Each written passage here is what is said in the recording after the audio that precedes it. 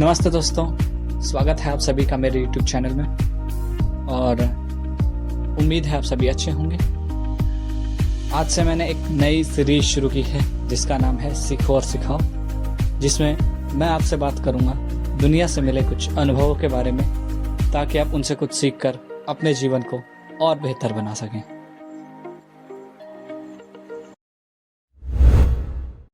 वो एक कहावत है कि हमें अपनी ज़िंदगी दूसरों के लिए जीनी चाहिए, पर क्या सही में जीनी चाहिए? चलिए जानते हैं इसे एक उदाहरण से।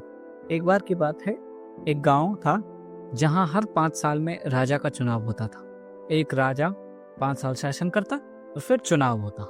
ऐसे ही एक राजा का जब चुनाव होना था तो उससे पहले उसने कई सारी बातें कही कि मैं अपनी जनता को खुश रखूंगा और अपनी जनता के लिए जितने काम हो सकेंगे सब करूंगा।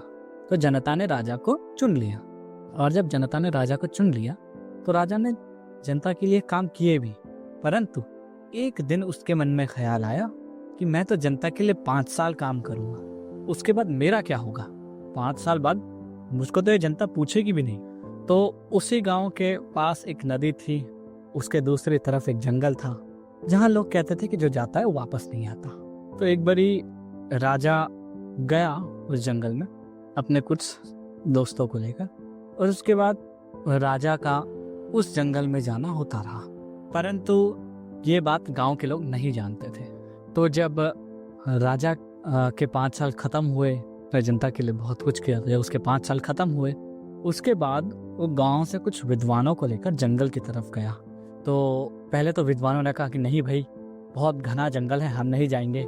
इतने घने जंगल में जो है कि सुना है यहाँ जो जाता है वापस लौट के नहीं आता, तो हम तो नहीं जाएंगे। तो राजा ने कहा तुम चलो, कुछ नहीं होगा।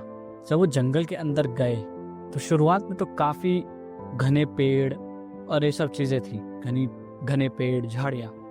परंतु जैसे ही वो कुछ और अंदर गए तो वो क्या देखते हैं कि गांव के इस तरफ नदी के पार बीच जंगल में एक बहुत सुंदर महल बना हुआ है, जिसमें पानी, खाने, सोने सब की व्यवस्था है।